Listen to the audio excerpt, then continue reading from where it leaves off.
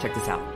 I know you have always dreamed of performing in Carnegie Hall, so I think this 2023 to 2024 season at Sound Espressivo will be perfect for you.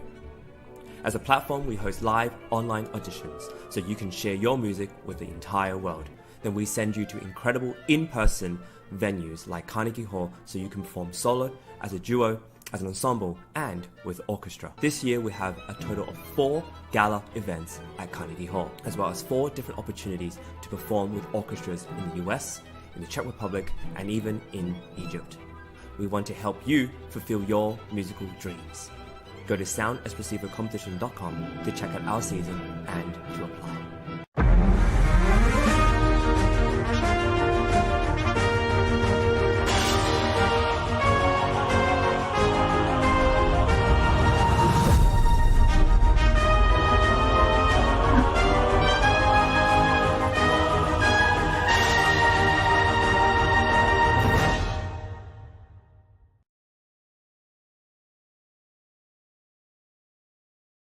We're very delighted to have with us Noam Faingold. Noam, you had a piece that was performed last night at Carnegie. Tell us a little bit about that, because it was a wonderful piece on the program. Thank you. It was a string quartet called Where Our Voices Hide When We Must Speak, and it was originally commissioned by the Signature Quartet of Signature Symphony in Tulsa, Oklahoma, and then played by the Argus Quartet, and then it had its Carnegie premiere yesterday, which I'm delighted about. Just a piece that kind of does what a lot of my music does, which is try to give a rendering of shapes of feelings and philosophical spaces and the tensions of our lives that we maybe can feel but we can't quite perceive. That's a wonderful description of a piece, and it makes me want to hear it again. I heard it last night. It's a wonderful piece. Thank you. Have you written for string quartet before? I've written for strings a lot. This is my second string quartet. The first one was a long time ago, but I've written for various iterations of it over the years. I have a string trio, a lot of duos and solo pieces. I'm trained as a double bassist, so that's a lot of where that comes from, as I'm very strings oriented. I see. Yeah. And you're based in D.C. I am. Are you a teacher there? I am. Yeah, actually, I'm the music director at Ron Brown College Preparatory High School. I see. In D.C. Now, I noticed in your resume, and I'm going to mispronounce some names, but one thing that I found interesting, you've composed pieces for many performers, and they include Leila Lanzoletti, who's a Pulitzer Prize finalist. I'm sure I mispronounced her name. Tell us about that piece and her. That piece is, it's a piece for 7 violas. Wait a minute. 7 violas. Yes, and fixed media. So Leila Hua plays the kind of, not solo part, but sort of the lead part, and over pre-recorded, layered 6 other versions of it in a kind of, I guess you might call it might sound like karaoke to anyone who's never seen that sort of thing happen before. Pretty typical for an electroacoustic situation. She's playing all the lines. All the other 6 parts are her. When they played it, it was a friend of mine who had layered the backing tracks just for time purposes. Right. It was for a festival that I was curating at the time in Oklahoma called the OK Electric Festival, and Leila Hua was one of our guest artists, and we collaborated on that. So she accompanies the tape, but she's playing live. That's right. Yes. Yeah. Yes. Wow. Yeah. 7 violas. I love the viola. Yeah, I like the viola consort. I think my idea for that came from some of the Steve Reich layered pieces for many clarinets or whatever, that kind of homogeneous timbre type of thing. But then also when I wrote that a few years before, I had heard Brett Dean's piece for viola consort, and I really enjoyed the timbre and storytelling possibilities of that instrumentation. William Schumann wrote a great concerto for viola. I don't think I've heard that one. Well, don't feel bad because most violists haven't heard it. Fair enough. But I consider it to be one of his best pieces. Oh, wow. Yeah, I knew him a little bit. It's called the Concerto on Old English Rounds for solo viola, orchestra, and women's chorus. Sounds It's like a wonderful piece. It's a an wonderful ambitious piece. work. And his pal Lenny recorded it with the Philharmonic. I'll have to look that up. So that's it. Now you've also written for the cellist Inbal Segev, the Chamber Music Society of Lincoln Center. That's right. The oboist Rob Botti, if I'm pronouncing it right, with the New York Phil. And you've written for the violinist Domenica Salerni, the Attacca Quartet, and Jesse Mills, the Horsowski Trio, and so many others. So how does it come that do these people commission you? So most of the time, I would say that I seek out collaboration with artists that I admire and who I'm sometimes friends with. I would say that I try to kind of get rid of the noise of the business, which people usually try to throw the business on you first, as though it's somehow a signifier of something. But I try to stay at the core of the collaborative principle. And admittedly, there are a lot of layers to cut through just in order to make something so simple and straightforward happen. But typically, I think when a collaboration is successful for me, we're sort of able to get back to that commonality of interest in each other's artistry. And so, one of my projects is a ever-growing and expanding suite of solo violin pieces.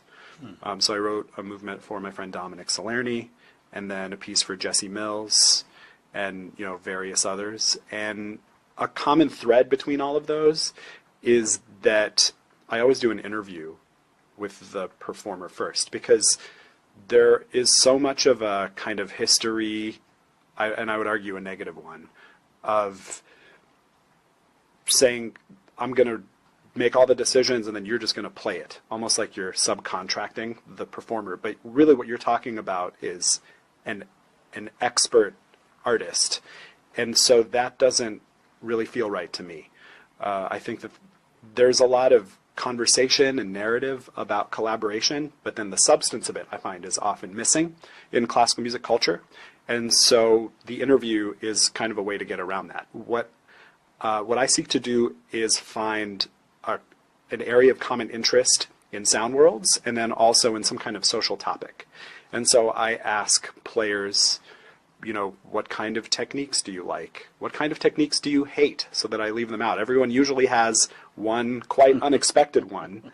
What do you wish you had a piece about that you could express something that you believe in? And then if it happens to be something that I also feel attached to, then that starts to kind of trigger my unconscious to go to work. And so I'm just seeking some parameters that way. In a lot of ways, this approach is built on and expands on the kind of more 60s and 70s mindset of parametric thinking in compositional approach, but my parameters are subjective and internal rather than, I'm going to take a pizzicato note, run it through some kind of processing software and figure out all the notes that are in it, and then that's what the piece is. That's a beautiful, the collaboration you've described is quite unique and beautiful. Thank you. So I'd be very good to hear those pieces. Have many of them been recorded in ways that our listeners and viewers can get to? I see you're on Pentatone, but other labels as well? So, let's see. There are certainly videos of most of those on YouTube, so they could search those out that way. A few of my pieces have been released on labels, but of course that's a very time-intensive process and usually takes a few years out. And a lot of these pieces were written in the past few years, so it might take a minute. Right, and this is another topic, but I sometimes wonder about all the effort that people put into making a CD. Yeah. It's reissued and 75 people buy it. Right. So you wonder about that, and it's, on the other hand, there are downsides to Spotify and YouTube as well. But Yeah. there's another whole topic there. But anyway, we're going to I'm going to go check out, as much as I have a love-hate relationship with YouTube. Understandable. I have my own channel Yeah. for the Architects of Music, which you can go to someday. But go to YouTube and type in Noam, N-O-A-M, Faingold. Maybe it's on the screen. I don't know. Faingold, excuse me, that's F-A-I-N. That's right. see. Faingold. Okay, not Feingold. And check out this music. I'm going to do it because I want to hear how this interview process with these soloists have come to fruition in these pieces. It's fascinating.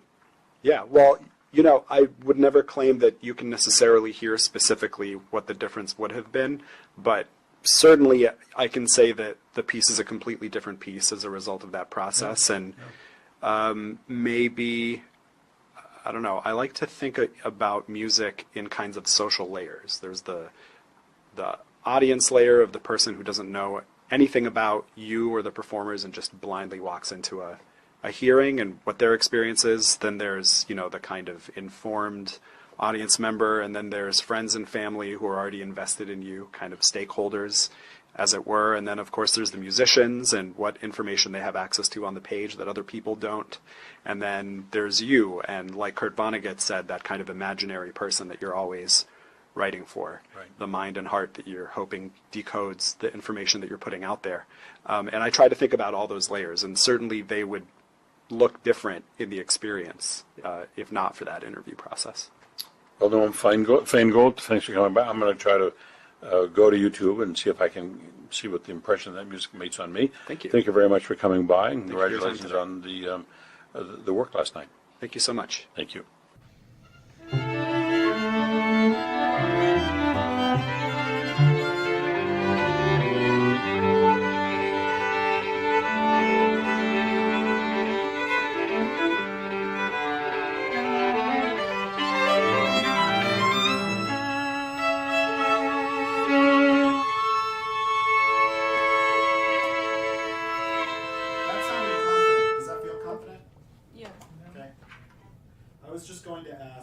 Can we have much more of you at 96? Sure. So it should be viola cello for the 2 bars before, and then violin 2 comes in quite loud, I think, with the 8th notes, and then should be the loudest thing at 96. Can we practice that handoff? Sure. Right, same place, 94.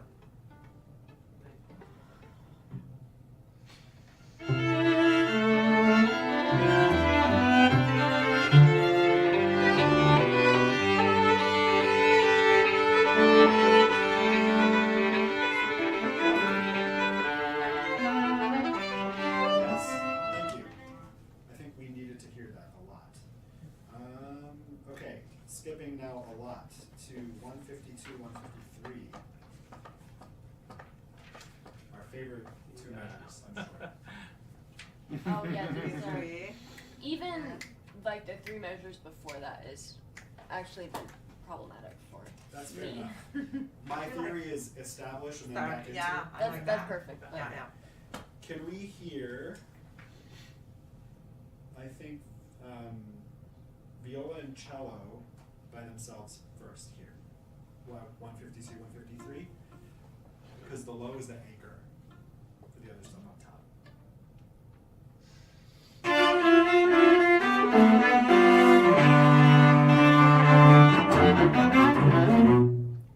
Can we hear just the last 2 beats there? Viola, cello? Those are just octaves between. Yeah, from the 7, right? Yeah, just. Can we hear just beat 4? One more time. Cool. I just wanted you to agree. Now back up a beat. Nice. Okay, can we add violin 2 to that? Those 2 beats.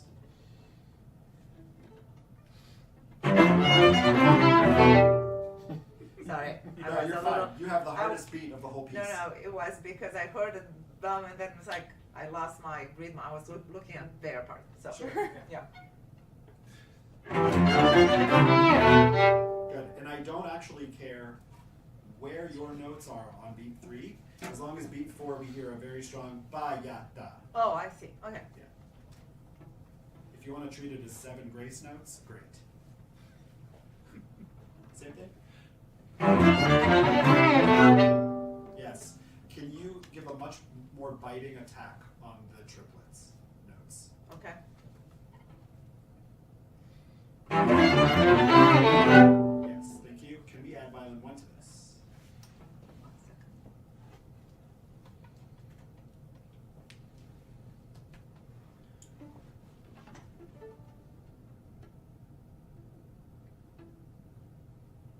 Oh, that's Ah, it.